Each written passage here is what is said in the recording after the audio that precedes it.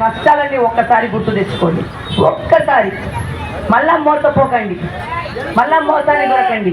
నిన్న నేను ఒక మదర్సా పోయి మహిళను కలిస్తే ఆ మహిళలకు రాత్రిపూట ఫోన్ చేసి బెదిరి కొట్టినాక మళ్ళీ డబ్బాలో కూడా బొమ్మ వస్తుంది. ఆ బొమ్మ చూసి బొమ్మ పేపర్ కింద పడ్డాకే మీరు బయటికి రండి.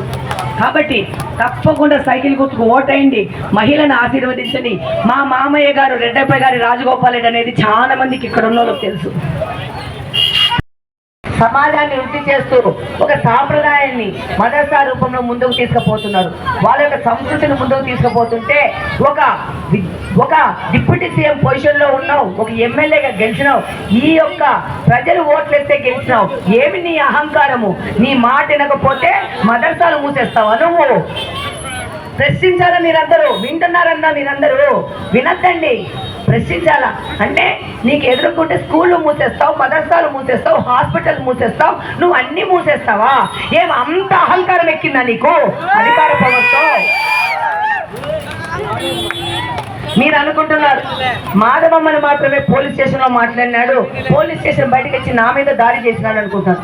నా మీద దాడి చేసింది 2 సార్లు అన్నా, 3 సార్లు నన్ను గంగిరెద్దు అన్నాడు, బుడబొక్కలు అన్నాడు, పెచ్చిన రానన్నాడు. కానీ ఇక్కడున్న మహిళలను రోజు దాడి చేస్తున్నాడు. ఎంతో మంది మహిళలు నా దగ్గర కళ్ళ నీళ్ళు పెట్టుకొని వచ్చి చెప్తున్నారు. కొంతమంది మహిళలు వెటకారంగా మాట్లాడుతున్నారు. ఒక అమ్మాయితో అన్నాడంట, భర్త చచ్చిపోయినా నాకు పింఛన్ రాసి అంటే, ఏం వయసులో ఉన్నావు కదా పని చేసుకొని, ఏని ఈయన ఇంటి అకౌంట్ నుంచి ఆమె పింఛన్ ఇస్తున్నాడా? ఈయనని గెలిపించింది ప్రజలకు సేవ చేయడానికి, ప్రజలకున్న సమస్యలు తీర్చడానికి. ఒక విధంతో నాకు సాయం చేయడుంటే చేతనైతే చెయ్యి, లేకపోతే నా చేత కాదని ఒప్పుకో. అంతేగాని ఆ పిల్ల వయసులో ఉందా ముసిరిదైందా అని చెప్పి నువ్వు డిస్క్రైబ్ చేస్తావా? ఇంకొక మహిళ నాకు ఒంటరి మహిళ పింఛన్ అంటే ఆమె ఆర్థికంగా బాగానే ఉంది. నేను ఆమె ఇంటికి కూడా పోయినాను. ఏదో పెళ్లిలో కనపడి నాకు చెప్పింది. ఆ తర్వాత గౌస్ నగర్లో ఆమె ఇంటికి కూడా పోయినా నేను. భర్త ఎప్పుడు ఆమె బిడ్డ 4 సంవత్సరాలు ఉన్నప్పుడు చచ్చిపోయినాడంట. అప్పటి నుంచి బిడ్డను సాగి పెద్ద చేసి ఆయనకు పెళ్లి చేసి ఆయన కువైట్లో ఉన్నాడు అల్లుడు, బిడ్డ దగ్గర బతుకుతాం. ఏదో అందరికీ 4,000 రూపాయలు పింఛన్ వస్తుంది. నేను కూడా ఒకసారి అడిగితే నా మందు ఖర్చులకో ఆటో ఖర్చులకో వస్తుందని ఒక ఆశతో అంజద్ బాషా వాళ్ళ వీధిలోనే ఉంటాడంట.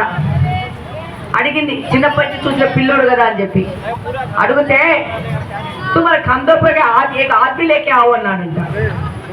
अभी मैं इस उम्र में क्या आदमी को लेके आऊं अन्ना, एक बच्चे को लेके आओ अन्ना. वो भी नहीं कर सकते, मेरा उम्र तो 17 साल है, अभी भी नहीं कर. ఎమ్మెల్యే ఒక మహిళతో ఈ విధంగా అనిపించుకొని సిగ్గు లేకుండా తల ఉంచుకొని పోతున్నాడు.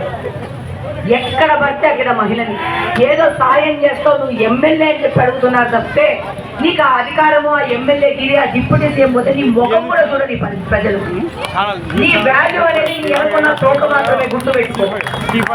డబ్బు సంపాదించి అక్రమ సంపాదన సాధించుకొని అక్రమంగా డబ్బులున్నాయి, కొవ్వు పెరిగి అహంకారం పెరిగి మహిళలను ఎట్లా పడితే అట్లా మాట్లాడుతున్నావు అంటే ఈ చరిత్ర మనం పురాణాలలో విన్నాం.